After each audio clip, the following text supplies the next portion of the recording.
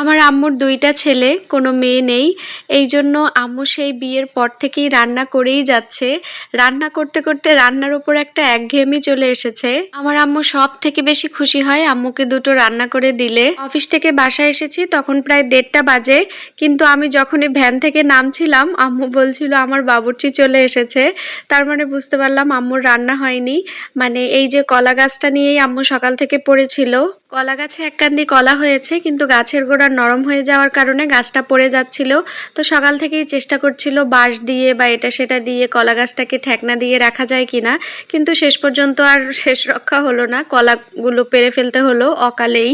এবার খুবই তাড়াতাড়ি রান্নাটা বসিয়ে দিব। আমি সবকিছু আবার একটু ধুয়ে নিচ্ছি।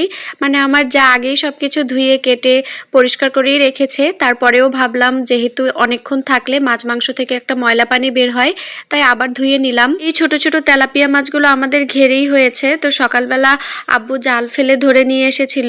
এই মাছগুলো টাটকা এভাবে মাখিয়ে ঝোল করলে এত মজা লাগে খেতে। মাছ ভাজার স্বাদ একরকম আর মাছ ভুনা বা তরকারিতে মাছ দিয়ে রান্না আর একরকম। তবে যদি মাছ টাটকা হয় এভাবে সব কাঁচা মশলা দিয়ে হাতে মেখে যে মাছের ঝোলটা করা হয়, এই মাছটা খেতে যে এত বেশি মজা লাগে। আমরা যখন বরিশালে ছিলাম ওর বাবা বেশিরভাগই রাতের বেলায় বাজার করতো। তো রাতে দেখা গেছে সব বাজার গুছিয়ে উঠতে উঠতে আমার 11টা-12টাও বেজে যায়। তারপরেও যেদিনই এরকম মাছ নিয়ে আসবে টাটকা মাছ, তাকে এভাবে ঝোল করে দিতেই হবে, তার এতই পছন্দ ছিল। মাটির চুলায় রান্না তো অনেক তাড়াতাড়ি হয়, গুছাতে যতটুকু সময় রান্না করতে বেশি একটা সময় লাগে না। এক চুলায় ভাত, এক চুলায় মাছ বসিয়ে দিয়েছি আর রান্না করব ওল দিয়ে খাসির মাংস। মাংসে আলু দিলে একরকম স্বাদ লাগে, কিন্তু এই ওলের স্বাদ সম্পূর্ণ আলাদা। যতদিন বাজারে ওল থাকবে আমরা বেশিরভাগই এই মাংস দিয়ে ওল দিয়েই রান্না করি, আলুটা তেমন একটা দেয়া হয় না।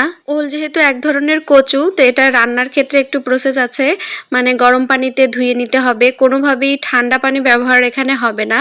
গরম পানিতে ধুয়ে নিব, তারপরে তেল দিয়ে সুন্দর করে আলুর মতো করে একদম লাল লাল করে ভেজে নিব।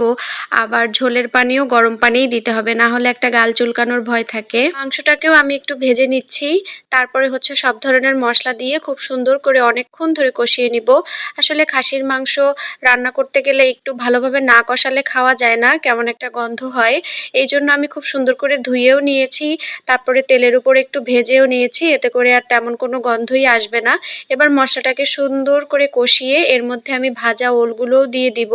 তারপরে ওলটাকেও আরো কিছুক্ষণ কষিয়ে তারপর ঝোলের পানি দিয়ে দিব। আর ঝোলের পানিতে তো অবশ্যই গরম পানি ব্যবহার করতে হবে, আগেই বললাম। এদিকে আমার ভাতটাও হয়ে গিয়েছে। আর আমাদের এই চুলোটাতে না, এই সামনের চুলোটায় বেশ ভালো জ্বলে, কিন্তু ওই পাশের চুলাটা একটু আস্তে আস্তে জ্বলে। এজন্য আমার মাছ হয়ে গেছে, ওলও প্রায় শেষ, তখন ভাত হয়েছে। তো যাই হোক, এবার আমি হচ্ছে ঝোলের পানি দিয়ে দিলাম। আর ভাতটাকে মানে ঘরে নিয়ে যাওয়ার আগে রাইস কুকারের এই হাঁড়িতেই ঢেলে নিচ্ছি। প্রত্যেকবারই ভাত ঢালার সময় আমার চশমা খুলতে মনে থাকে না, মানে আমি তো সবসময় চশমা ব্যবহার করি। যখন এই ভাতটা ঢালি ধোয়া উঠে আমার চশমা পুরো অন্ধকার করে ফেলে, আমি আর কিছুই দেখতে পাই না শেষ পর্যন্ত। মানে কিছুটা ভাতও পড়ে গিয়েছে।